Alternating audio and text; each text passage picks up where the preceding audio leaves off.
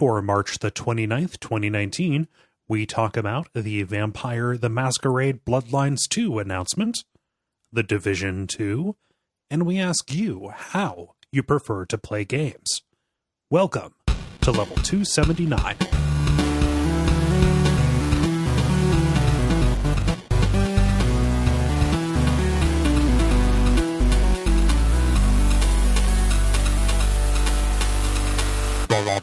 My name is Kole Ross. My name's David Maysmith. And I'm Jala Prendez. And you're listening to The Level. It's a podcast for people who love video games. Welcome, one and all. Yeah. What? No, I was just making weird grumbly noises, don't I? Oh, I thought it sounded like you said Kole in a really scolding tone, and I was like, no, I was just going, oh. Did I do it bad? Did I do it bad? Yeah, welcome. This is a big day. We're recording this on the day that the Patreon crossed $10,000 a month. Oh, sweet. Yeah, so we set that goal, not expecting to hit it, and then we did. So thank you, everybody. Just want to. So was usually the best kind of goals we didn't expect to hit are generally the ones that will then require you to like get a tattoo or something like that. Is there anything sufficiently crazy for this one? I mean, nothing that we promised. No, so they're like, there's no. We're talking about things that we can do. But we'll announce that when we're ready to. Yeah. So there. Yeah. No, that's a little bit leavening. I'm a little bit I'm kind of bummed out because Greta is sick. Oh no. Yeah, she's got little kitty sneezes, which like one or two of those, like if she gets into a dusty corner and comes out and is a like one of those, it's really cute. When she does it many, many times in a row and like can't stop pawing at her face, it's actually really sad. Yeah. So she's got a vet appointment on Wednesday. And I just, on one hand, I am very worried about her because, I'm responsible for her. She cannot talk and explain how she feels. Right. Yeah. And that sucks because I would like to help her if I could, and can't get into that for a while. On the other hand, it's really annoying because because she is sick and she knows that she's sick, she's also being really clingy, which I understand. If you think about that from an animal's point of view, I'm sick and therefore I'd probably be easy prey, so I got to stick together, right? Comfort and all of that. However, that results in her always trying to sleep on my chest when I'm sleeping, and constantly sneezing kind of directly into my face. Well, that's how it works. She has to suck out some of the soul energy while you're sleeping in order to heal herself. Yeah, to fill the soulless void inside of her. Yeah. No. So yeah, I guess summary, on one hand, very sad and wish things would be better for her. On the other hand, I didn't sleep last night because I had a 6-pound animal sneezing directly into my mouth. Yay! Welcome to fatherhood. Oh, so that's what's that? Yeah, you are now cat dad. So that's my story. How about y'all? Jala, how about y'all? Well, for one thing, I was featured in Voyage Houston's Trailblazers series of inspiring women who make an impact on their community. Woo, woo. And of course, I plugged the Duckfeed. Woo, woo. It's in there along with the other things I do. But I also ran the Pearland 10K. It was the inaugural half marathon and 10K, and I have not been running a whole hell of a lot, and I have started, like I mentioned last time, an 8-week shred, and so I don't have enough calories in my body to run a half marathon, so I did the 10K, and that was perfectly fine and dandy. At that point, are you technically spending bone to do that? Like what do you have? what does your system have to draw on for like the last 4Ks? It starts to burn muscles. So I don't want to do that. I'm trying to build those. So, therefore I did not run a half marathon. I ran a 10K. Yeah. I still participated. So that's what I did. Well, congrats How on about both you, counts. David? Yeah, how about Thank you? you. How about you, David? So I had a birthday, so that was the thing. Happy birthday. Yeah. So I am now 1 year older. Are you 30 or 31? I'm 31. Okay. So, Babies! that is an accomplishment. Yeah. Other than that, just kind of doing the normal thing. Lots of martial arts stuff. The guy I'm training with is gearing up for we have the big gathering kind of fight thing in I believe it's June in Canada. So we're doing a lot of training, kind of getting him ready for that. Gathering. The kind of gathering fight thing. That was like the vaguest ass explanation of what is going on.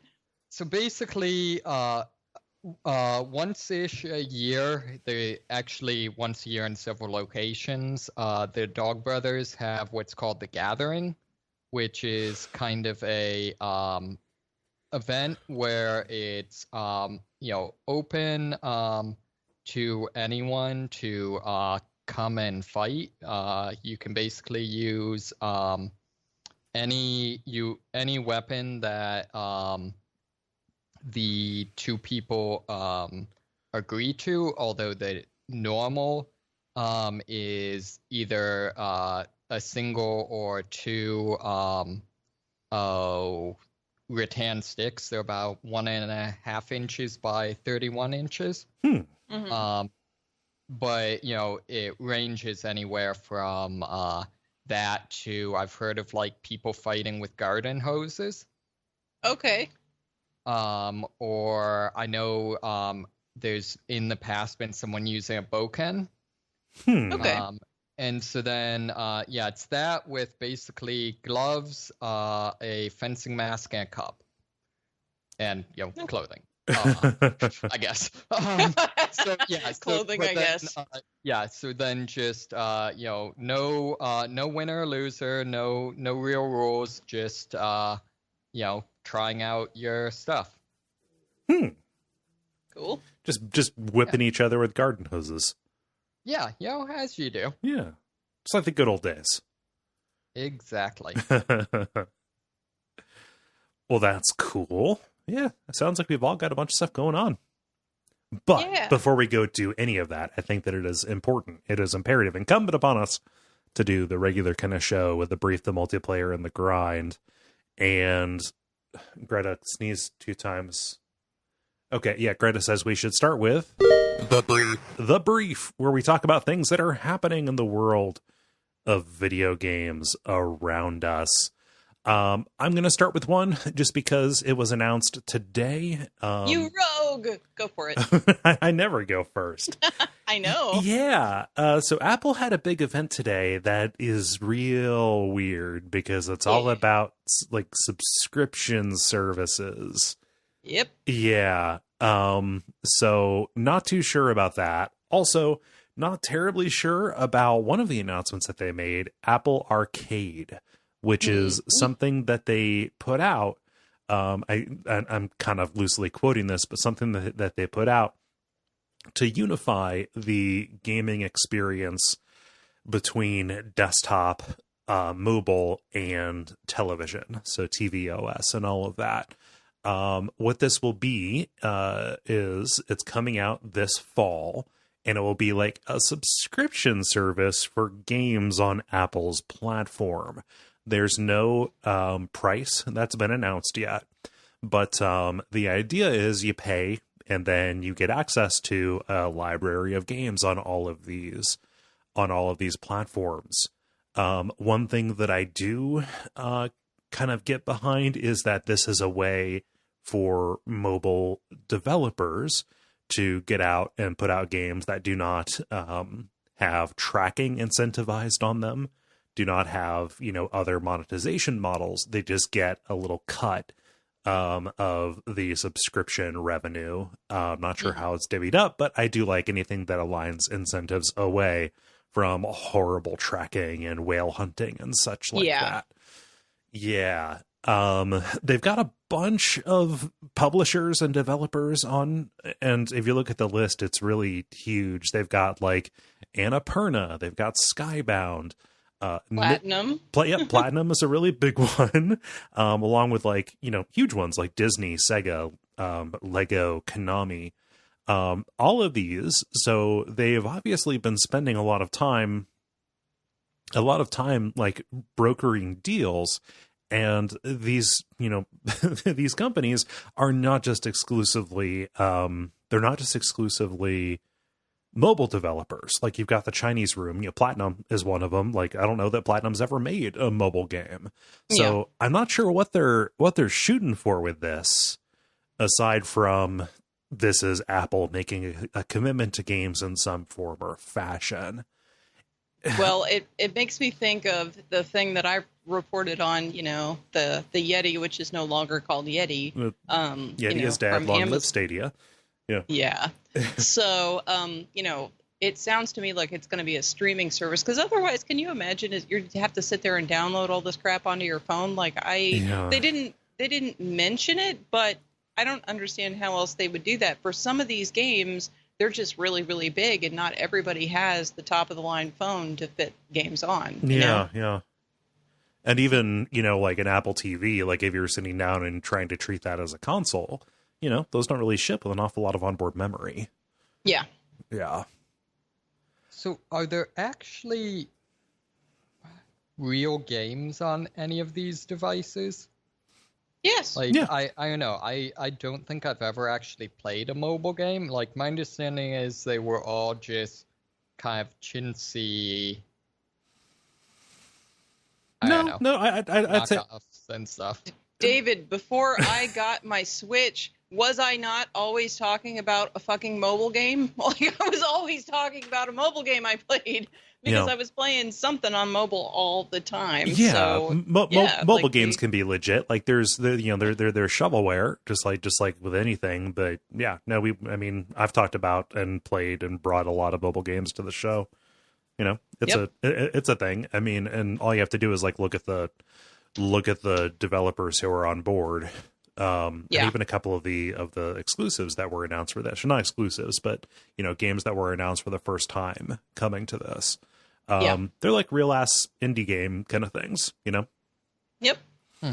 Yeah. So before I render ultimate judgment, I would just need to know how it works. I would need to get my hands on it. I would need to know how much it costs, because some kind of details. Details would be good. They've gone a long way by announcing partnerships and by showing some games that are kind of coming to it. That's one thing, but I would also need to know how much it costs, because I don't know how many eels I want to sign up for. Right? Can't stop till you get enough. You haven't gotten enough yet. No. Like right now, in terms of games, the only monthly thing that I pay for is Humble Monthly, but that has been a really good value regardless. I feel like I get what I need out of that. So who knows? But yeah, it is quite strange to see this and the Google announcement happen roughly in the same 10-day period. Yep. Yeah. Strange. Any other thoughts on this? Does this seem like something you would go for, Jala? Well, Apple is like always expensive, so yes. I'm not necessarily like, oh man, I really got to do that. Plus, I don't have any subscription services to anything. Like no music subscription services, no Netflix. I have none of that shit. So I am not about to go sign up for Apple's version of this. I've got plenty of backlog as it is. I do not need anything else to add to that. So yeah. Cool. Jala, what's the story that you brought? What's going on with the big brains over at Valve? So Valve is real interested in BCIs, or brain-computer interfaces. That is, using your mind to play games to avoid the hand-eye coordination requirement from gaming. Now, I had mentioned something where somebody was making a device that, for a particular video game doing this, like, I don't know, it was a couple of years ago or something like that. I didn't hear that much more about it after that. But Valve is in the middle of researching it. And at the GDC They were talking mostly about hypothesis, but they were making it very clear that they are studying it actively. So I wanted to bring it up. Mike Ambender, Valve's principal experimental psychologist, likened gaming to conversation. There are both verbal and nonverbal parts of a conversation, and most communication is nonverbal, about 80% actually. So he believes that with current gaming technology, we are missing out on a lot of what could be done due to the limitations of the physical input via controllers or keyboards and mice. Yeah, and the physical meat that we use to interact is probably acts as a filter for intention, right? Yes. Yeah. So he also talked about potentially using VCI to continually monitor players and adapt to the player's cognitive states and to where games could directly affect those states. He referred to, like, to tell you how hypothetical he was going, he was talking about the Matrix more than a few times during this little also discussion. That sounds fucking creepy as all fuck, because you Doesn't know it? you know it'd be used to like target advertisements for you. Like think about eye tracking on steroids. Fuck that. Yeah. So he is desiring vast amounts of play testing data in order to understand the locations of various levels of activity in the brain. Valve is currently measuring all of this using electroencephalograms, or EEG, headsets and devices to measure heart rate, skin response, eye tracking, facial expressions, and more than that even. Mm-hmm. And he talked about possibly installing EEG sensors in VR and AR headsets as a way to gather the measurements on a large scale. So mainly he's talking about adaptive gameplay, allowing the game to respond to the player just as the player responds to the game. No more difficulty levels, as there would be dynamic difficulty adjustment designed for you personally. He talked about maximizing the sensations you feel when you collect a rare item or kill an opponent in a game like Team Fortress 2. But he did not, of course, go into detail about Valve's research, as that's hush-hush. So It's entirely possible that they are creating marketable tools right now to measure brain state. So FYI, if you have anything from Valve that is hardware or intend to get anything from Valve that is hardware in the future, understand that it probably will be tracking your everything and sending that data back to Valve. That is most of the reason I wanted to bring this up, as a kind of PSA. Yeah. In order to, tracking is a big deal. In order to start up your HTC Vive, please mail in 1 vial of blood. Right. Also, like, maximizing and controlling what people feel. Like, oh, every time you press this microtransaction button, we make you come. Yeah.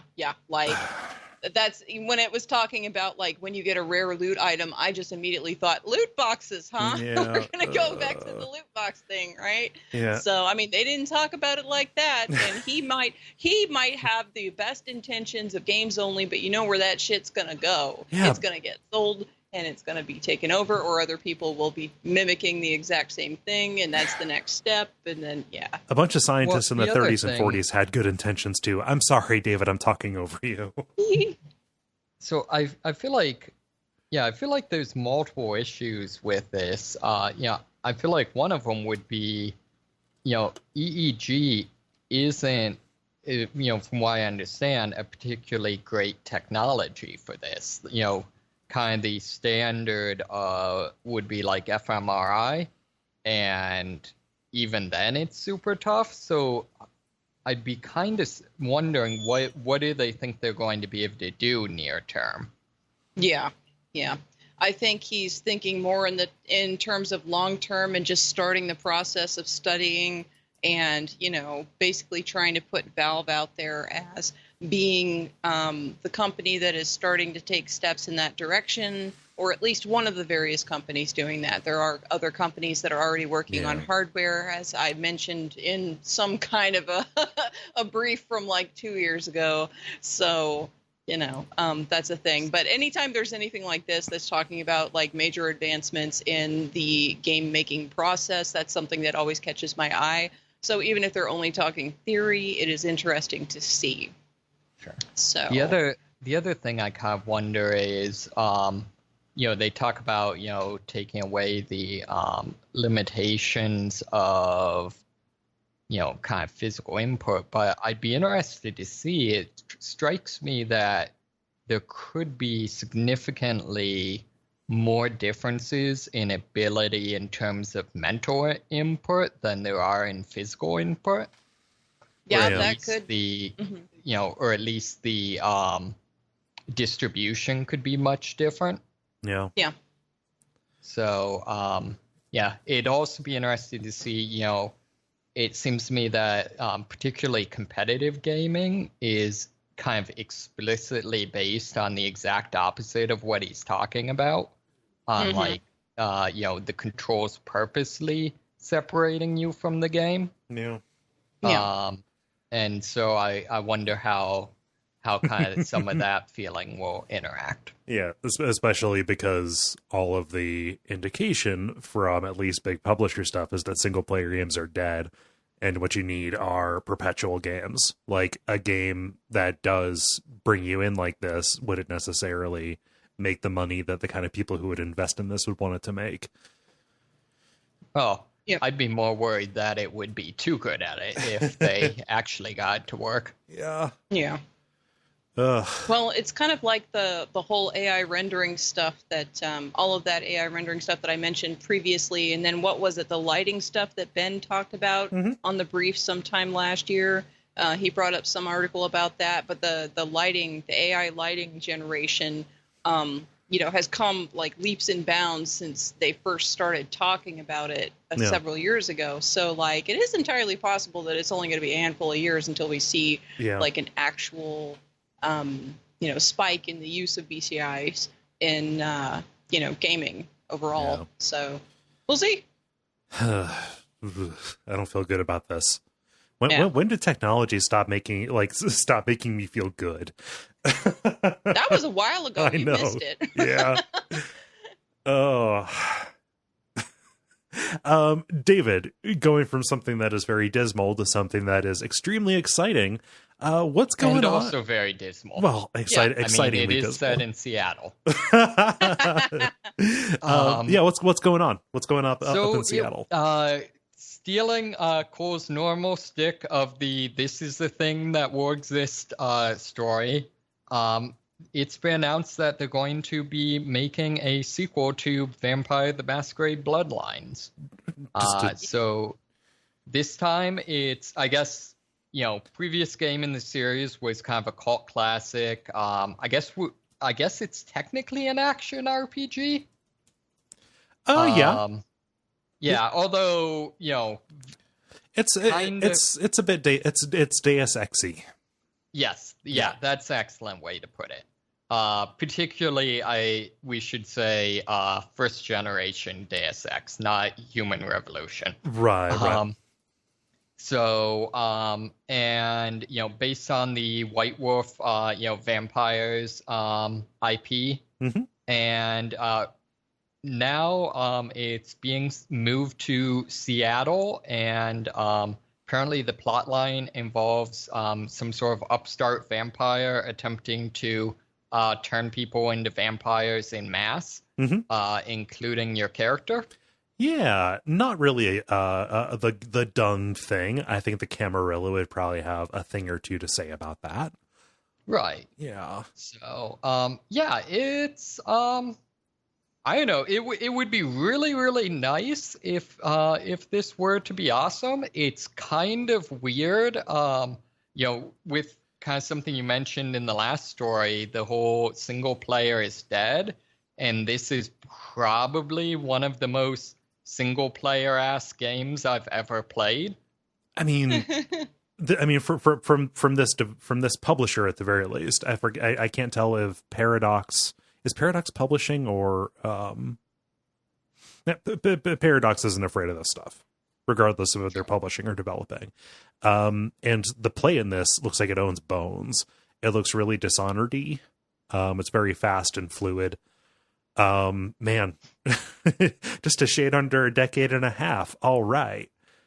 Yeah. Yay! Wait. Nothing ever dies. Nope. Oh, yeah, I couldn't be more excited about this. The only reason I didn't bring the story was because of the Apple announcement that happened today. Did you ever play the original, David? The original Bloodlines? Yes, I did. Cool. Yeah. I didn't get super far, Mhm. but yeah. What was your were they house or bloodline or whatever they called them? Yeah. So I mean, like you do have the different bloodlines that inform what kind of vampire you are. The times where I've done it, I've mostly been kind of boring and played like a Toreador or whatever, like the artist dilettante ones are. Were those the ones that are like mentally ill? No, I think those are the man. Fuck, I am really showing myself. Malkavians. There we go. I completely forgot about the Malkavians. Yeah. How could you forget about the Malkies? Oh, I remember them distinctly. But those are challenging. Those are hard to play. Just because your dialogue options end up being pretty limited. Yeah, I played as the Gangrel, I think. Yeah. Yep. You would, David. You know. So, I apparently I like to get my werewolf and my vampire. Yeah, those are fun. Those are really good at hand-to-hand combat and stuff, which would serve you well. Yep. Yeah. Man, this makes me want to play Vampire. I haven't played it since we covered it on WoF 8 years ago. And it's funny because when I was playing Vampyr over the weekend, yeah. I had some folks in the chat that were chit-chatting about various things, and one of the things they were talking about was, have you played the Vampire the Masquerade Bloodlines? And, maybe you should stream that. And I'm like, I think I need a break from one vampire. Like, if I can ever get done with this one, I think I need a break from the vampires for a while. So... no vampires allowed. But wait, Vampyr's in there. I said no vampires. We can have one. Yeah. So. Oh. Yeah. Thank you for bringing this, David, because it nearly fell off my radar. Oh, it's coming. Yeah. Oh, it's like a year away. Shit. Well, let me resheath my game boner. Oh, at least there's something to look forward to. And currently my list is basically this and Cyberpunk. Yes. It's good to have stuff to look forward to, like you said. Now it is time for the multiplayer, where we ask you a question and then you answer it. Jala, what is the question that the nice people answered? So the question for today is, do you prefer to game on PC and console, phone and tablet, or handheld console, and why? And thank you to Greg P. for the question. We know that you play games. What we want to know is how you play games. Yep. So I'm going to lead here because Greg suggested the question. Gonna start with his, saying, Yay! My own question, and I don't see this posted. Smiley face. I have always gamed equally on console and PC during my lifetime, because until recently, some games were better on one or the other. Sims for PC, platformers for consoles, for example. That finally changed a few years ago, and I game mostly on the PC these days, as it's cheaper. Once you make the investment to get a good PC, you can get new games on Steam for cheaper than consoles. I still play on my 3DS now and then, and I've gotten into mobile gaming recently, but those are only about 10% of my weekly gaming time. Yep. If you're patient, Steam, or if you're patient, PC gaming is next to free.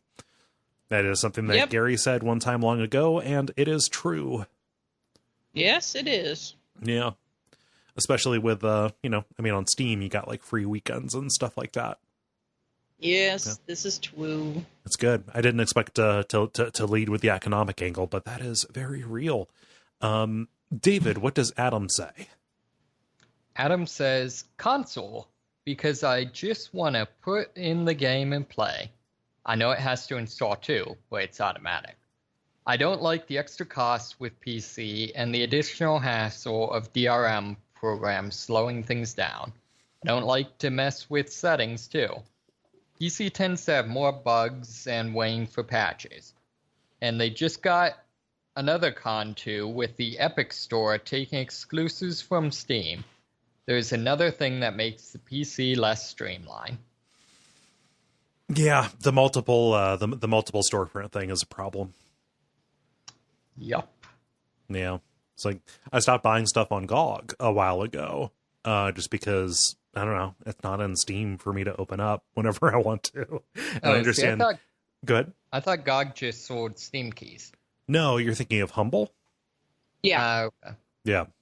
Like Humble is useful for Steam keys, but Humble also like distributes DRM free when they can. Yeah. Oh, okay. Yeah. It's actually really neat. But yeah, I understand that what I just said is the most lazy thing. It is too much of a problem for me to click this icon and not that icon. But lock-in is real. Yeah, it is. And I do have to say this will come up to the what you've been playing section, but Ubisoft's equivalent to Steam is super annoying. Yeah, it's a big gulp. It's a big gulp full of diarrhea. It's very bad. Oh, that was gross. Sorry. I didn't mean to be gross. This is not abject suffering. Yeah. Okay. Save sorry. it. Save it. Save it. Those guys will savor it. Okay. Jala, what does OMG Moose say? AKA Omega Moose. The last moose. Okay. The Moose says, PC because I prefer being able to customize as many game options as possible, up to and including mods. Skyrim without Macho Man Randy Savage or Thomas the Tank Engine is no Skyrim at all. Now you have to show me some screenshots now. Oh yeah. Okay, you didn't send any screenshots. I need screenshots, or it didn't happen. Oh man, broke Skyrim with Thomas the Tank Engine. Woke Resident Evil 2 with Thomas the Tank Engine as Mr. X. It exists. You can look it up. People have done it. Oh, and like I think it was an official mod, but like in Left 4 Dead 2 for a long time, I had all of the Resident Evil 6 characters popping up in there. That was a collab. Wait, which one was this? I'm sorry. Left 4 Dead 2. It had skins that's from right. Resident And Evil 6. Didn't they do vice versa, or am I thinking of something else? Yeah, They had a challenge mode where you could fight the witches and all of the boomers and all the monsters from the Left 4 Dead games but they were not like straight ports. They overhauled the models and everything, so they look pretty neat in the Resident Evil 6 version. So nice. Yeah. Let's see. Ollie says, I like to play on console. I was a big fan of PC platformers back in my youth, but now I find consoles to be so convenient. Even though it's changed recently, the ease of putting a game in and just playing is just so much better than fiddling around. Yes, I prefer physical copies of games. Ollie still don't digital. That was a blast from the past. that is, but that's okay. Certain things shall never die. The table flipping, the cistern. Every once in a while, I will still bring up Sugar Bone, even though nobody knows what that is anymore, because you haven't been that sick in a while. Yep. And then Ollie, don't digital. Ollie, do not digital. Yeah. No. Man, I ran into this. I mean, I'm not going to really talk about Sekiro on this. I just about pulled my hair out because when I got Sekiro, physical copy for the PS4, put it in, and it kept on failing on the install as I was copying the stuff off of the disc. Turned out ridiculous. I just needed to wipe the disc off with a microfiber cloth. There was just some schmutz on it or whatever. But man, I thought that I was sure that my PS4's disk drive was dying. And I was like, why? Like, if only I could play it instead of installing. That way I could get 30 hours in before the error showed up, as opposed to right now. Yeah. Yeah, that's my frustrating story. David, what does Jeffrey say? Jeffrey says, handheld. I'm always busy, so being able to take out my console anywhere is a huge boon. Plus, the Switch actually realizes the Vita's promise of console-like gaming on a mobile platform. Hell yeah. Excuse me while I whip this console out. Yeah. Wow, that sure is something. Jeffrey kind of nails it. Yeah. I am now watching the video with the Macho Man Randy Savage Dragon mod. Yep. It's there. The best is still I is this the video that starts from the very beginning where you're about to be executed? I think. I don't know. You're the one who linked it.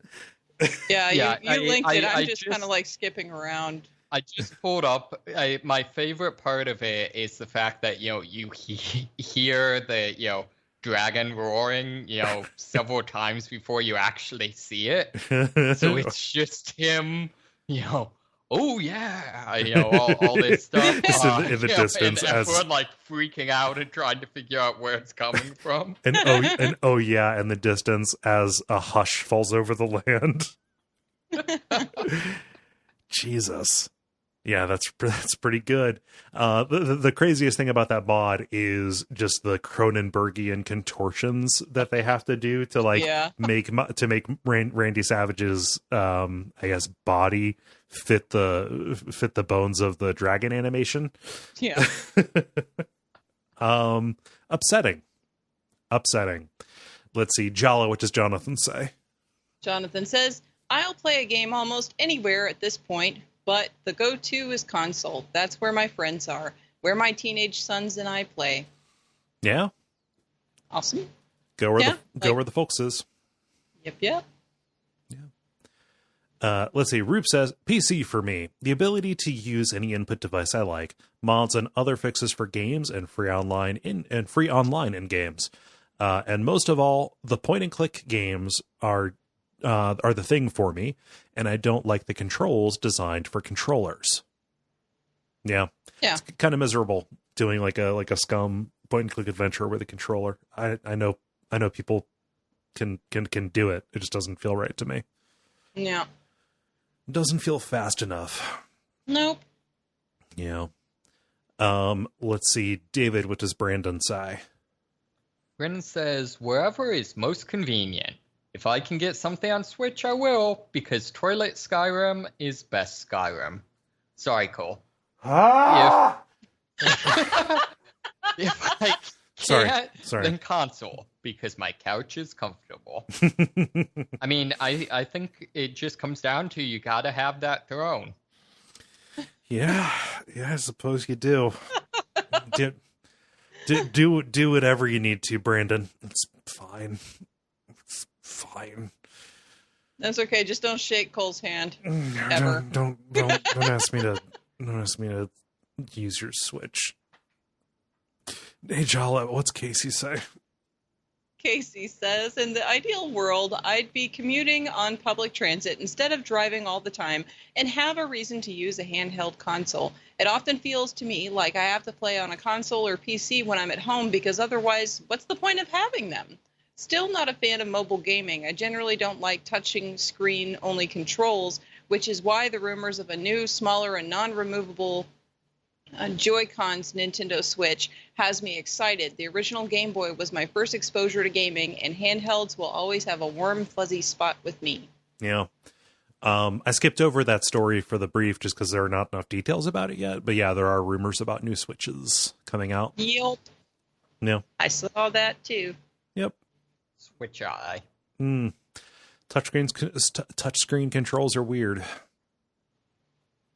Yeah, I guess. Yep. I mean, yeah, whoever came up with, hey, let's, touch and rub things against the most delicate part of this device. I'm thinking more like for me, it's more about like, okay, this, the screen, the thing that is giving me visual information about the state of the game, let me obscure it with my completely not see-through hand. Yeah, and that's the problem is that you can't really do action games very well with that kind of a setup. So, like, I have not come across an action game on a mobile device that I like for that reason. Like if it's an RTS or a puzzle game or something, it's totally fine. But there's certain types of genres of game that will work on mobile really well without having some kind of dongle attachment to it. But action games and fighting games just really are not for it. Yeah. Let's see here. So Dan says, Console. I have portables, but I rarely use either after the honeymoon period. I did PC gaming, but that was a hassle when updating the OS and then my games on Steam, etc. I would also get distracted with YouTube and the internet. Console is dedicated for gaming. Concentration is the key. Yeah. Yeah, there's something to be said for a dedicated device. This is my appliance. This is my fun appliance. Well, that's your fun appliance, is it? No, I just said that. I mean, that's what a game console, Do you keep it in your nightstand, Kole? I didn't mean we don't judge here. I was just asking a question. I had no judgment attached to that. No, I mean, I keep it in my nightstand. It's my Switch. That's where the USB-C plug is. Yeah. Oh, well. Me too, Kole. Could be worse. Could be your Wii. Please don't put that in your nightstand. No. So weird. Let's see here. David, what does Warren say? Warren says, my primary systems are my PC and PS4. When I use my Switch, it's primarily in handheld mode, because I like to take it around the house or play games like Into the Breach while watching Netflix or Hulu. The only game I play on my phone is the collector card game Eternal. Yeah. I might need to look into this. People are telling me there are actual games on the mobiles. Yeah. There might even be some on Android. Yeah.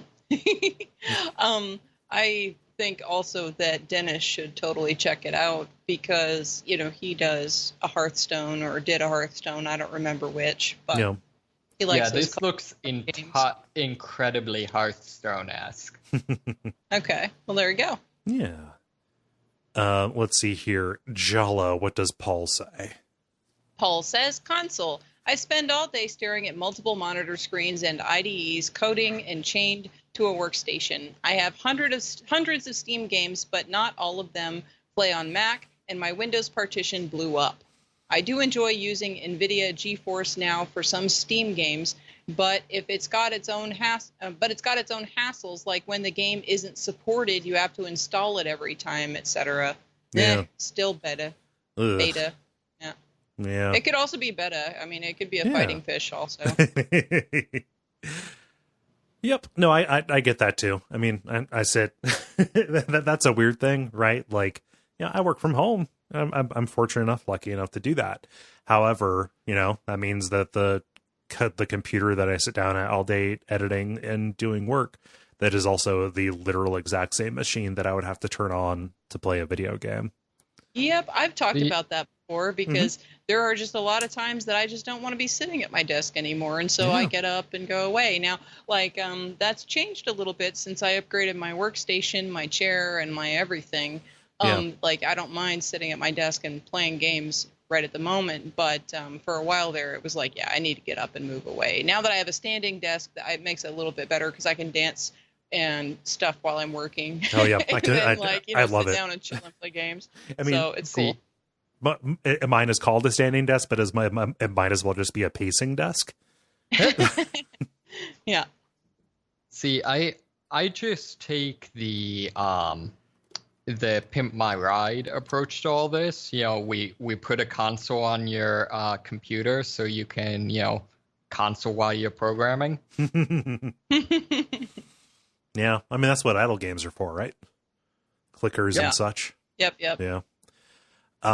Let's see here. We've been going on this for about 20 minutes, so I think we might need to cut it short a little bit so we can do ours. Okay. Yeah.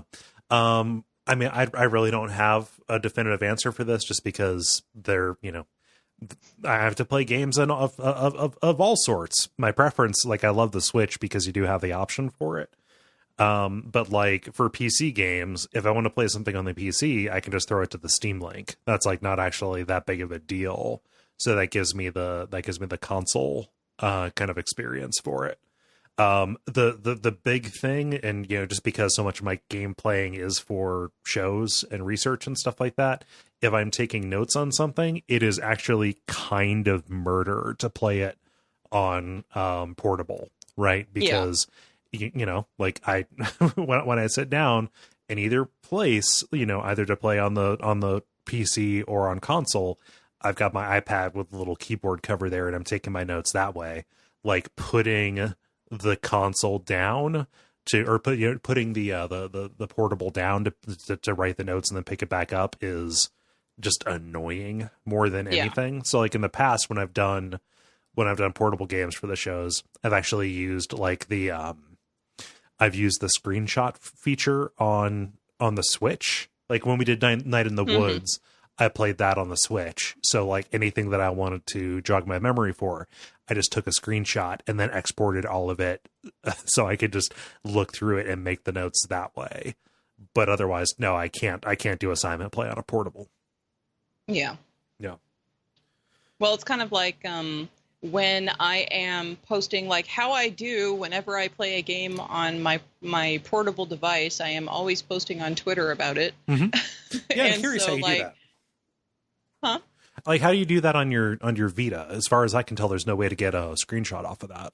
I actually have to take my phone and take a picture of the screen, and then like, especially a lot of times on the Vita, I was using that for a long time as like basically a visual novel machine. So there would oftentimes be like multiple screens that I needed to post at the same time. Oh, yeah. So I would just put them together on my phone in like, you know, like an editing, you know, program thing, and then post it to Twitter from there. But it's really nice to be able to just do it from my Switch.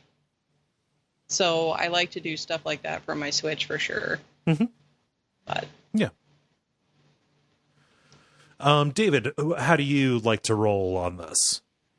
I feel like it's fairly well known that I tend towards PC gaming. Mm-hmm.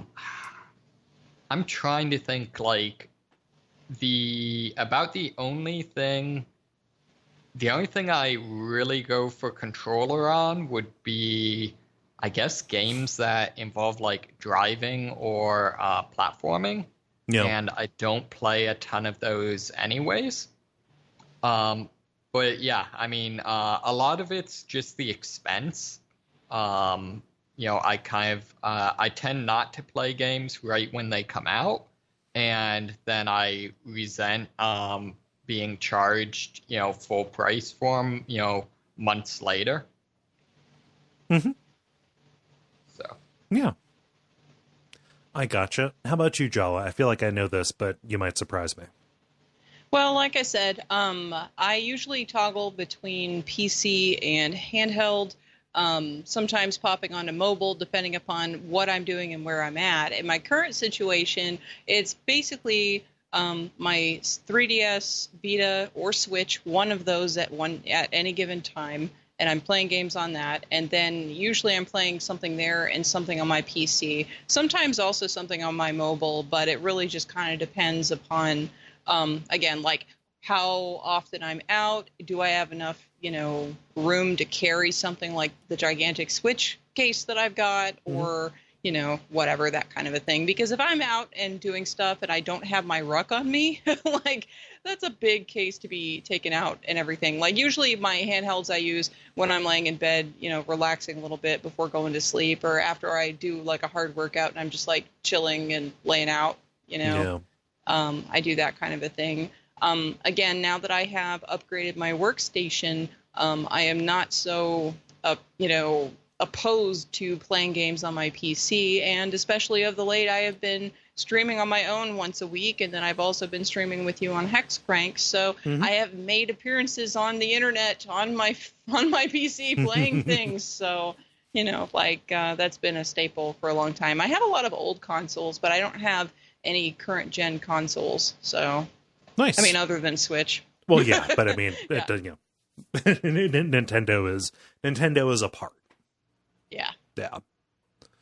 Awesome. Well, thank you everybody for responding. I'm sorry if we didn't get to yours. If you would like to participate in these, watch for the prompts to go up on Monday afternoons at facebook.com/thelevelpodcast. The grind. Now it is time for The Grind, where we talk about the games we have been playing over the past period of time or so. Let's see. All of us were here last time. so it's hard to know who to go with first. David, I feel like I rarely ask you to go first, and that is an oversight. What have you been up to? Hi. Sure. So I actually picked up The Division 2. Oh, nice. Ooh. Yeah. So been given that a bit of a go. I enjoyed the first one, although I never got all the way through it. But this one is, people said was much better, and it turns out it definitely is. It's they've really improved the overall gameplay a lot. In particular, the AI is extremely challenging. Most notably, they're very aggressive with laying down covering fire and flanking you and, covering you with snipers, that sort of thing, which is a lot of fun. They also have the uncanny ability to throw grenades and Molotovs about 100 yards. So that's a little interesting. But, presumably when, shit goes down, all the NFL quarterbacks have to go somewhere. Oh, yeah. So, Yeah. but yeah, it's kind of interesting. Story-wise, it's interesting in that it doesn't really have a story. Yeah, so I mean, the Division 1, like the setup was there was some kind of was like a virus or something that caused total social breakdown, and you were part of like you were one of a couple of factions of kind of like peacekeepers who were out there to stop looters and stuff. Right, exactly. So, in particular, the plotline of the original one is that on Black Friday, money is, cash of money is contaminated with what's referred to as the dollar flu or the green flu, which is a genetically engineered super virus that results in both mass casualties and Manhattan being quarantined. And you play the role of a division agent, which is a division of Homeland Security that is tasked with continuity of government. Okay. This time around, they really emphasize much more. The first game much more emphasized the fact that it's an explicit quarantine on New York, whereas this time around they seem to suggest that America in general has collapsed, if not the entire world, which is kind of interesting, and I'm a little interested to see where, if anywhere, they go with that. I know that by the point I am with the game, before the events of the game actually starts, the president has died of a heart attack, and the vice president was in a plane crash and subsequently captured. So, shit be crazy. Yeah. How, is this still like an online, kind of like lobby-based shooter kind of deal? Yeah, it's still the Destiny-esque approach. So, one of the interesting mechanics is whenever you die, you have the opportunity to basically call in help, and you'll periodically get notifications for when someone else needs your help. So I haven't actually experimented with that much so far, but one of the even if you're playing true solo, one of the really neat new features is, in addition to the enemy AI being much improved, the friendly AI is excellent. So they'll commonly be found patrolling the streets, particularly once you've captured a couple of outposts. And whenever you're capturing an area, you can actually fire off a flare to call in help. And they're basically at least as competent at combat as you are. So it's a lot of fun And it really, one of my big pet peeves with AI and shooters is that it seems like they tend to be programmed, not to actually take enemies out effectively. Whereas I've definitely had NPCs like get the final hits on bosses and things like that. So it's really really adds to kind of the feeling of the world being more alive, and kind of the theme of you having to kind of scrape together civilization. Yeah, yeah. So one thing I am a little disappointed in that seems like they kind of de-emphasized from the plot is in the previous game, most of the, or at least many of the Division agents were civilians. And so it was really interesting seeing you'd find profiles in the different agents and seeing the kind of logic of why they were selected. So, would be things where like, oh, this person's a, cybersecurity expert whose hobby is, running triathlons. Or, this person's a zoologist who also was on the rifle club in college. Were these NPCs, or are these like rolled up for the other player characters that you're rolling with? Well, what these were is in the plot of the first game, basically you're part of the second wave of Division agents that set into New York, and virtually all of the first wave have either gone rogue or died. Okay. And so this is you basically recovering their dog tags. Okay. Yeah. So, yeah. So it's gotten a little bit of flack for it, very overtly not taking a political stance. That's a Tom Clancy thing, so it is absolutely going to glorify, force, right? Yeah, it's weird. I mean, yes, I mean that's definitely the case. I feel like it's a little bit too bad that they very much could have, at least had some interesting considerations with, for example, the fact that you're debatably a military organization operating on U.S. soil, and gunning down civilians. Yeah, right, exactly. Yeah.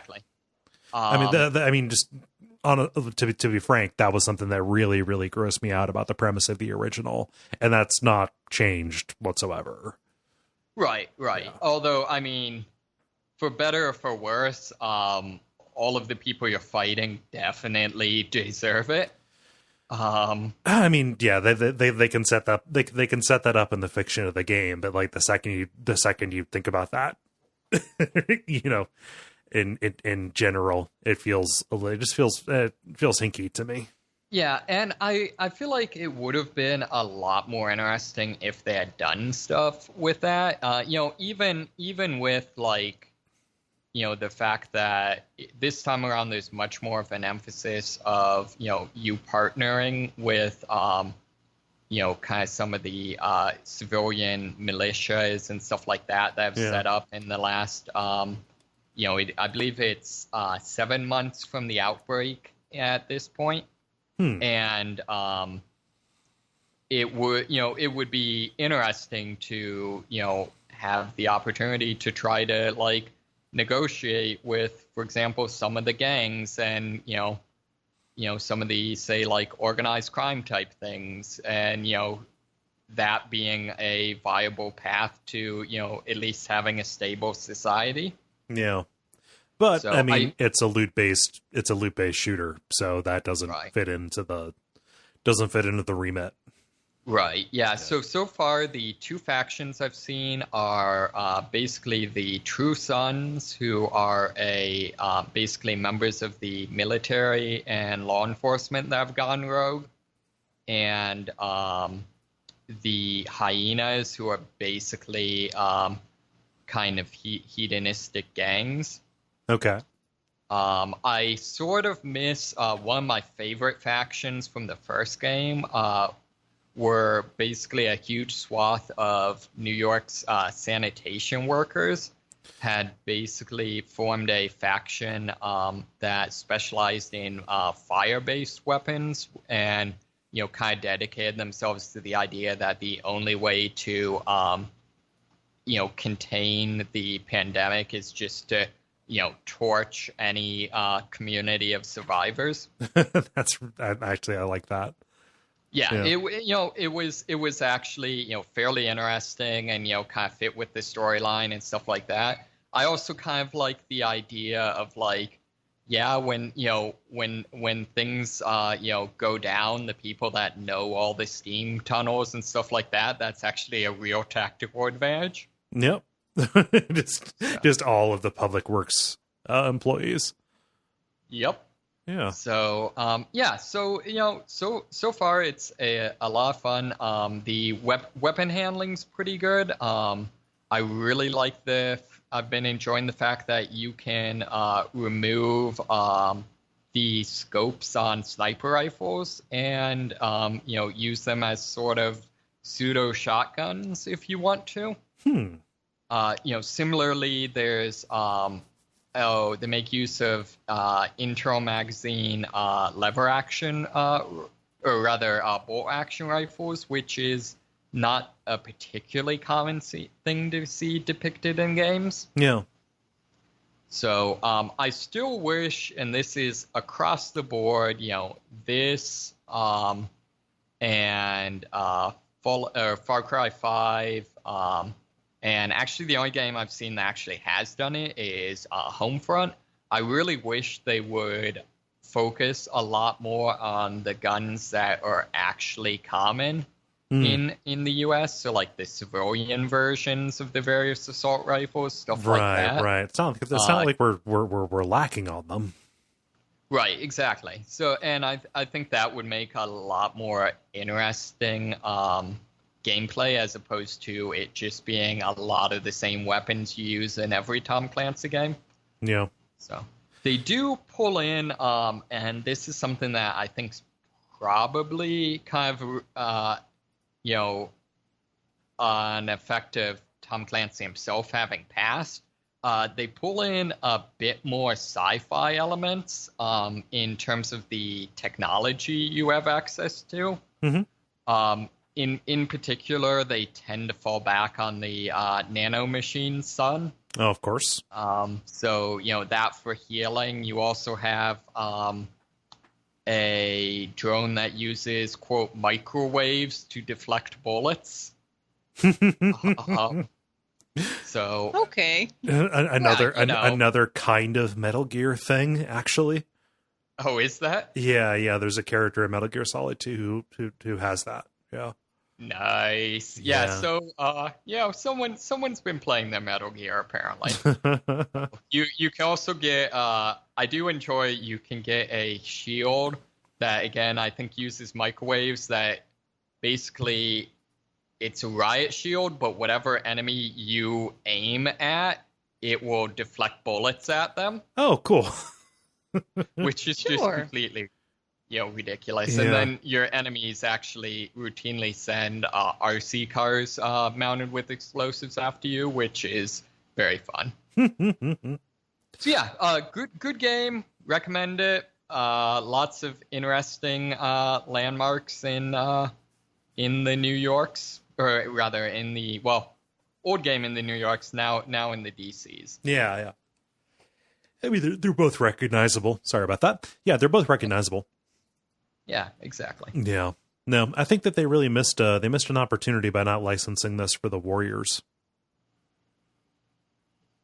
Yeah. I don't know. I just the idea of these different gangs makes me think of the movie The Warriors. Oh yeah, I could see that. Yeah. No, I said that out loud, and it made me. I realized, when people hear the Warriors now, they think of the basketball team, or if they're from our high school, they think of our mascot. Those 100 people who are from our high school. See now I'm imagining like what we know what the NFL players are doing in in the apocalypse. They're the grenadiers. I wonder what the basketball players are up to. I mean, I guess maybe the same thing, but it seems like you won't have the range advantage. Oh, they're dragoons. They go full on Lancer, like from Final Fantasy Tactics. Yeah, jump attacks. See it. Yeah, they got ups. Yeah, you played anything else, David? No, that's pretty much it. I mean, a little bit more of Immortal Unchained, but not anything too noteworthy. I'm exploring the Senate right now, which is kind of a neat level. Oh yeah. That was the hardest one for me. That's a very difficult. Yeah. Huh. Yep. I just thought it was tough. It's also very long and just kind of taxing on resources. It's not bad. It's just a lot. Yeah. Good point. Yep. Jala, how about you? Yeah, so I was streaming this weekend again, Resident Evil 6, which I'll talk about with you like once we get that far, and also some more Vampyr. So in Vampyr, I did finally finish Chapter 3. The Red River quest line that I was on was the very end of the chapter. So I finished that, killed the boss, healed some people in the area. But Chapter 4 is already a nightmare. Next time I'm going to have to eat someone else, like a normal healthy person, and work on side quests so I can gain some levels because the enemy difficulty spiked a lot. And this is a point where one of the people, Lucas, who was watching me stream, was just like, yeah, I quit in the middle of this chapter because it was just like bad. And I was like, okay, well, yeah. Before I go any further, I'm going to stop and do a bunch of side quests and, eat a couple of people and see if I can get enough levels to make that work for me. So we will see how that works. I just love the way you rattle off like your to-do list. Yeah, just gotta go eat a couple of people. Yeah, that's all. I mean, like, it's Vampyr. That's what you do. So, and like, I had a really perfectly healthy district, and now it's not going to be healthy anymore because I'm going to have to, wreck some people. So, oh well. But yeah. So next weekend, I will be doing just more of that, more side questing and stuff like that. I'm not even going to really pursue the main quest line until I get some of this other stuff resolved. However, I will say that some of those side quests are some of the best bits that I've enjoyed of the story so far in the game. So it's not, that's not necessarily a reason to not watch because those side quests have a lot of really great story beats. So, so yeah, but, the ending of the chapter as well was totally like took a page out of Dishonored. The way that they did the cutscene at the end, and when they had Jonathan Reed, the main character, say some stuff, it was Dishonored. It was so Dishonored as fuck. Like I want you to see that, Kole, and like when I'm done talking, I will have to look it up and pull up a YouTube for you to take a look at and listen to for that little cut because it was just like amazing. So, so anyway, there's that. Those are the two things that I've been streaming. I also actually played a new game that is not one of those two things. Okay. And it also not Octopath Traveler because I'm not going back to that just yet. So I played a game called Lost in Harmony. I saw you post a screenshot of this. Yeah, a screenshot, and also I took some video because Switch is cool like that. So the thing is with these videos is that you really have to appreciate them with the sound on. So like anybody who's following, who follows me on Twitter, if you saw this, you need to like turn on the sound to really appreciate what's going on here. So it's like I was going to say, it's like an endless runner rhythm game crossover where you play a boy named Kaito. And in the game, Kaito's girlfriend, Aya, is sick. And they don't say with what, but she can't go to school as a result, and her hair shortens as the game progresses, so it's probably cancer. Like, one of the people that I work with has a son who has leukemia, and he has to be homeschooled because he is too weak to go to school. And, you know, like, some of his chemotherapy and stuff, of course, took his hair and everything. So, like, you know, that's a thing. So, you know, there's a bunch of you know, reasons why I think that, although they don't necessarily say it. So the story, though, is pretty minimally conveyed. It's conveyed through text conversations between Kaito and Aya when he's checking on her and she tells him what's going on. And after a little short exchange via text message, Kaito slips into a dream while he's listening to music, and that dream reflects the sort of conversation that he had with Aya. Like, at one point he was talking about, oh yeah, then we can go camping if you're feeling better. And then she's like, remember when, you know, the boars came after us that last time? And he's like, oh, I almost forgot. And they're having this conversation about it. So then in his dream, he's in a forest with her, you know, skating through the forest. And then there's like wild boars and a bear and all kinds of stuff chasing them. And it's all kinds of interesting. So anyway, when you are playing the actual action-y parts of the game, which is, you know, the bulk of it, the levels are the main focus, with the story text messages, but just being really quick beats in between things. Aya is on your back, and she calls for Kaito's attention and points out danger whenever something's happening, so you can hear her, you know, scream or, you know, have like a happy sound of joy, and then she's pointing at stuff. So, you know, if you're watching the characters, you can, you know, kind of tell what's about to happen. On top of that, there's also, you know, like, because you have to jump over obstacles, you have to dodge stuff that's flying in from behind you and also from the sides and stuff.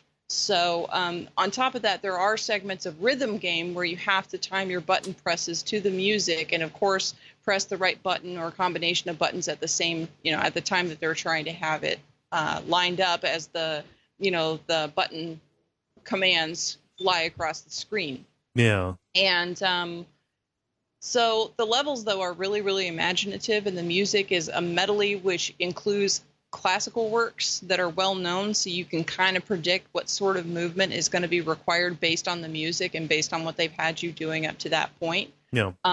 The game levels are all set in the dream world, and you are collecting stardust and stars, jumping over those obstacles, dodging stuff. There are 12 levels in total for Kaito's journey, and then there is a second adventure after that, although I don't know how many levels that is because I'm not done with Kaito's quest yet. I finished 5 levels, and I replayed several of them, but I want to save the rest of it to spread it out a little bit. You know, like, I don't want to play it all at once and then be like, oh man, it's all done. I guess I could replay it. You know, like, I don't want to. I want to spend my time with it a little bit more than that. And yeah, so like I said, I took a bunch of screenshots and videos. And I linked like 50 million of them in the chat. I really recommend that you take a look at them. If not now, then, you know, after we are done recording, so you can just like really appreciate the sound design and how they choreograph everything in these levels. Is pretty great. Yeah. Are they,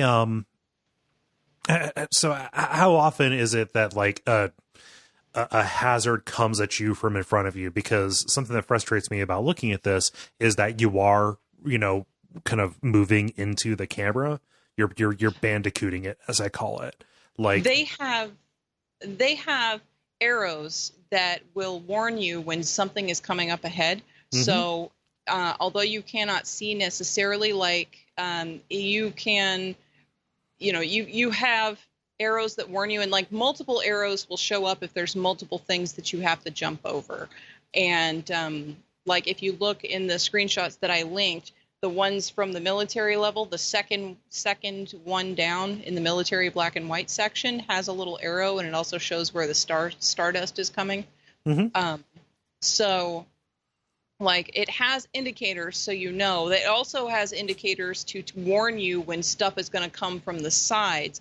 not from the back. You can see the back very clearly, so that's up to you. Yeah. But, as for the rest of it, like from the sides or from the front, they do have arrows to warn you about what's coming in advance. So, like, if you're listening to the music, like, they recommend that you play with headphones, and I have not, but I probably have done worse for it because I have not bothered to put my headphones on because, the sound design is so much a part of what's going on, So, because that's what indicates when there's probably going to be an obstacle or when you're going to have to move a certain way because of how that goes. So, yeah, it's really fun. I've enjoyed it. I recommend it. How'd you find out about this? Funny. I was wandering around in the e-store and I was like, what the hell is this? And I was like, it's cheap. And I don't know. I don't really like Endless Runner. I found one Endless Runner that I like, and one rhythm game that I have liked. Yeah. And that's it. Well, I'm just going to play this Endless Runner rhythm game because it logically is going to be something that I like, right? So, but it actually ended up doing so because, I try stuff out. I don't necessarily say, oh, that's not for me. So I gave it a shot and I'm glad I did. And I've enjoyed it and I will continue to play it and I will recommend it. It's nice because each of the levels is like under 5 minutes long. So, you can have a satisfying gameplay experience in under 5 minutes and then you can set it down or you continue and it's fine. And you can replay and it doesn't feel boring or anything to replay it because it's really more about that mastery and getting that timing and everything, right? So one of the last levels that I did was a rhythm only level. There was almost no dodging or jumping or anything. It was almost all the button presses and stuff. So I'm pretty sure soon it's going to be rhythm plus dodging stuff, and I don't know how I'm going to feel about that. It might be a little too much going on. Yeah, it might be a little too much going on, and my brain might explode at that point, but we will see. So yeah, cool. That is Lost in Harmony. Which when I saw you posting about that, I was like, oh, Lost in Blue, like those survival RPGs that were on the DS. Nope, different things. Totally different. Different things. Yeah. Yep. So you want to talk about Resi 6 a little bit? Yeah. So we finished the Chris and Pierce campaign. Yeah, they went by pretty quick. Yeah, it did. It was a lot of fun. It's probably my favorite campaign to play, just because, like, from a gameplay standpoint, except for Chapter 5, which is a trash fire full of QTEs, we're not going to include Chapter 5 in this discussion. That's all QTE hell. David may remember Chapter 5 of Chris and Pierce campaign, where we had to run from stuff, and, like, we died so many times trying to run from that giant creature. I'm trying to think. This is not the sub level? The sub is Ada. This is the one where you're in that underground facility and that big see-through thing with the skull head is chasing you, and we died many times because of all the button presses. So we had fewer humorous deaths this time, which is a little bit of a bummer. Yeah, but overall, though, it was a lot of fun. And I got to show a lot of people. It was great because I thought everybody knew about the Easter egg of Chris and Piers on that playground where Piers will slide down the slide on his belly and Chris will totally be rocking on that little panda rocking horse thing that has its face pointed towards you in this questionable manner. But apparently other people did not know about this, and so many people were surprised when I was like, Cole, we gotta do it. Yep. So yeah, a lot of people really seemed to be surprised at how actiony it was. Like if they had heard us talk about it at all, or if we ever brought it up, like it was like, oh yeah, this is an action game. It's not strictly horror. Like there's plenty of body horror to be found in the cool mutations of the enemies, especially in Chris and Pierce's campaign. But people were like, oh my god, this is Gears of War. I was like, yeah, like nobody who talked about this lied. Yeah, and like when I by played which we mean it's amazing. Well, and then back when I played it originally, and then when David went through it with me, you know, like for one of the various rounds that I was playing this game, you know, like every time I talked about it, I'm like, it's Call of Duty with some BOWs in it. That's what it is, you know, like it's that, especially Chris and Pier's campaign. Cod And, bow. Yeah. Yeah. So, but next time we are going to start up the Jake and Sherry campaign, and we should be able to finish that, and possibly also Ada's, depending upon how timing goes. Yeah. And Jake and Sherry, or Shake and Jerry, as Kole says. I was just I was not doing that intentionally. It just kind of came out that way. So my apologies to them and their families. Oh, wait. But yeah, so Shake and Jerry, we will be doing that next time. Yeah. And they are probably my favorite pair of characters, and their interactions and everything are my absolute favorite in this entire game. So I enjoy their campaign for that reason. The play is very pursuit based, so basically most of the time we are going to be captured and chased. Yep. And that is most of what we are going to be doing, I'm is down. trying to escape and, you know, running away from stuff. So And punching stuff. doing weird yeah, like that's bicycle Jake. kicks and stuff. Yeah.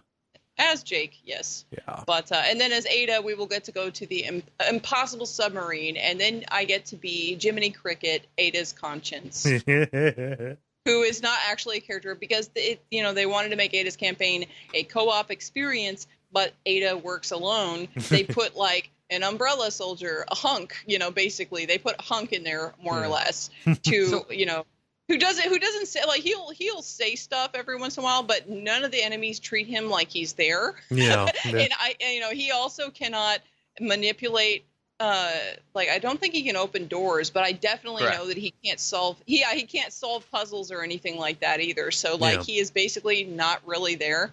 He can't do anything that Ada does. Yeah. Yeah, he can't do anything that Ada does. I don't get. Like, do they?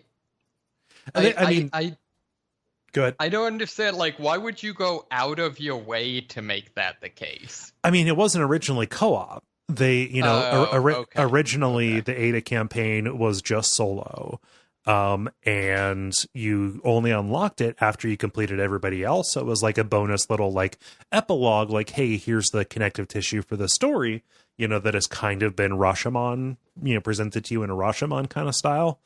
However, people were like, yeah, it's super weird that everything is co-op, but this, and I don't really want to play this game by myself. So they patched it and gave the ability to play it co-op when that was not really the way it was designed. So that's why Jiminy Cricket, as Jala calls him, is just, it feels tacked on because he quite literally is. Yep.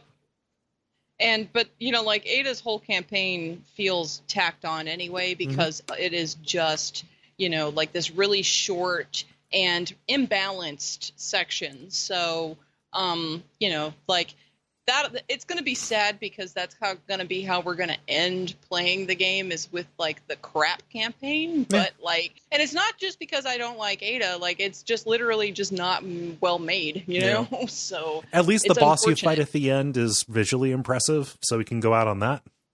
Yeah, I guess. Yeah. And plus, like, I'll be Jiminy Cricket, so I don't have to worry about puzzles and shit. You can take care of all that, and I'll just stand around. It's all good. Yeah. Nobody's gonna aim at me. I don't exist. So Cool. Well, is that all? What you've been playing, Cole? Yeah. So, I mean, I've been playing Sekiro, but that is for another show. We put out for everybody our first impressions episode. You know, in terms of like a status report on it, kind of banging my head against it a little bit. It's, you know, I haven't really felt this way about a game in this vein since maybe the first Dark Souls, or possibly Bloodborne, you know, in terms of the onboarding headaches and stuff. But, you know, I have time to play it and get used to it and meet it on its terms, so I don't have to bang my head against it and resent it and hate it. And I feel myself getting better as I start to kind of internalize its rhythm. But yeah, Sekiro is not necessarily for here. We already talked about Resident Evil 6. I know what I can talk about. Okay. So Gary, network person, he's got this real enthusiasm for the miniature consoles, right? He's picked up a bunch of them just because he likes having the little doodads. And this is, I've been brought along on this to a certain extent, although I've not actually, I've not gotten the PlayStation 1 because fuck that. However, I did pick up, because it was on sale, the Commodore 64 Mini. Well, that's a thing. It is. It's actually really neat. So I'm a bit disappointed because the actual kind of miniature console itself looks like a Commodore 64 keyboard, but none of the keys do anything. It's all just a solid block of plastic. So like I pulled it out of the box and I'm like, fuck yeah, miniature keyboard. Oh no. Bummer. However, it comes with 60 games and I haven't really played most of them because, I didn't really have like a PC kind of like, we just had like a Windows 3 machine when I was little, never really messed around with the Commodore 64. This, however, has a bunch of games that I've never played, and games that kind of feel like they're from an alternate childhood that I could have lived if I lived in a different place or grew up in a different time. So it's kind of neat to play some of this stuff. So like, I fired up like Boulder Dash or Chips Challenge. Like those will be games that people know, kind of tile-based puzzle kind of things, either, searching for keys or, solving for, physics style things, playing like the different like California games or winter games or, stuff like that. But then there's just a bunch of like games with incredibly generic names and, and, screenshots that I can't quite discern, but like going in and like messing around with them, like what does the title Nodes of Yasod tell you? Oh, nothing, doesn't tell me anything. That's not one that I played, but I'm looking at a list of the stuff.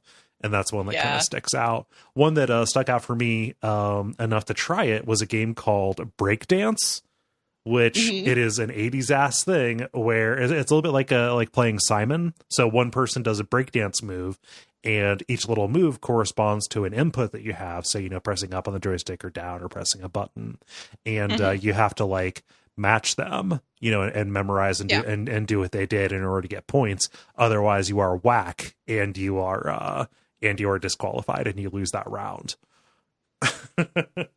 So it's kind of neat. It's kind of neat. Like it was on sale for like half off, so I got it for $40 because you can load Commodore 64 games onto it, and emulating C64 stuff is actually really hard.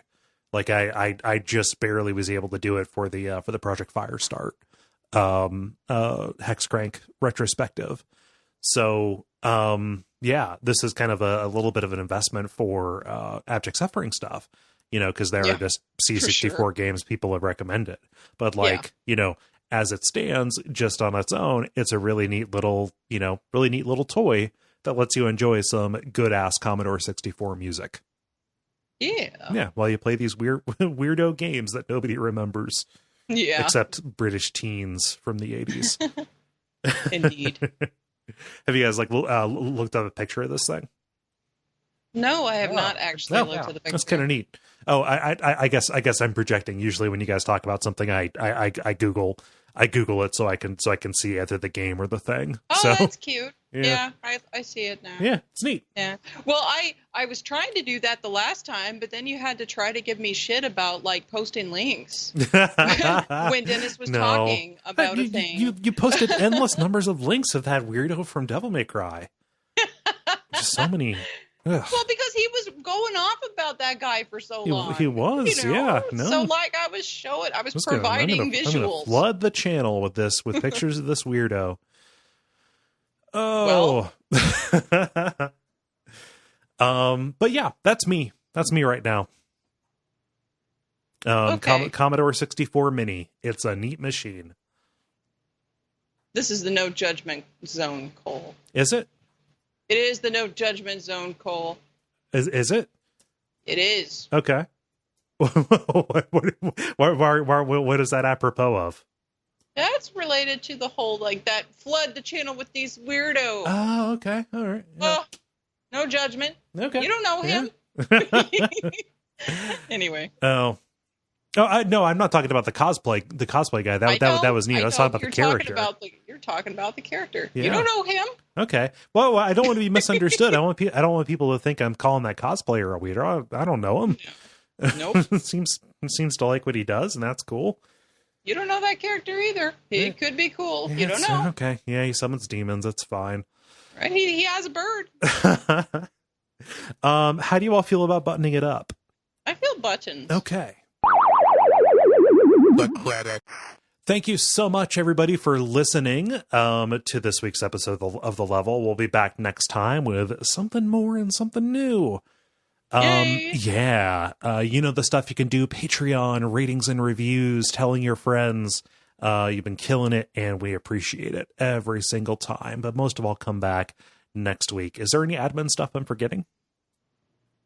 Come and watch the Hex Crank stream. It'll be great. Yes, the weekend that this comes out, Jala and I will be finishing out, or trying to finish out Resident Evil 6. So watch for that. It's been a good time. Hex all the cranks. Yeah.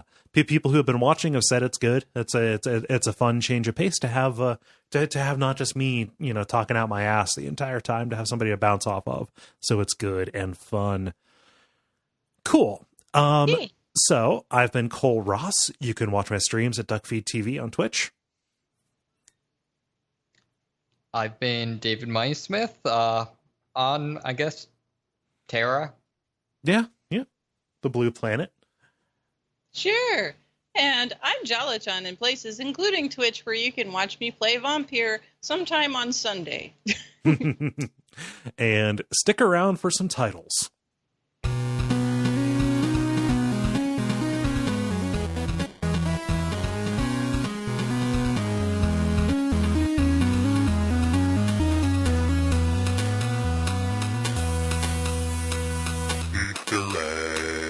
Who has titles? I have a few. Okay. Deus Exe. Okay. Resheath My Game Boner. Oh, God. You said the thing! Yeah, I know, but I don't like having it inflicted back on me. What well, world is this where there are consequences? At least I didn't write down about the cup of diarrhea that you were guzzling. No, I didn't say guzzling it. It was just, I likened it. I don't know. I will listen and I will double check and confirm whether I didn't guzzle. Anyway. I likened the Uplay experience to that unsavory beverage. Okay. Continue. Also, the other one is Fun Appliance. So Yeah. I also had my Fun Appliance. Okay. Yeah. That's the title. Is that really? Was that Chicken. filthy? I didn't intend for that to be filthy.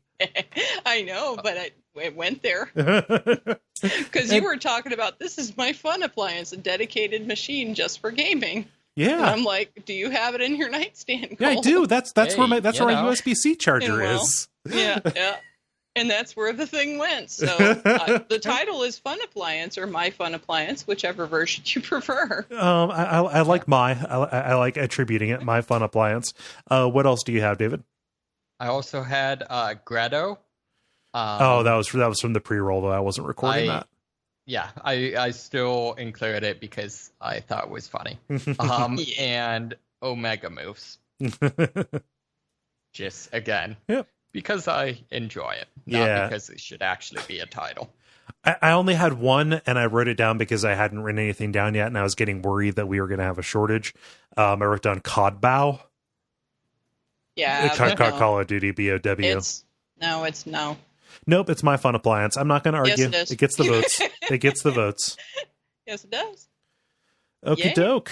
I'm going to go eat dinner now. It's generally in line with the normals, level MO. So Yeah, it sounds like a level title.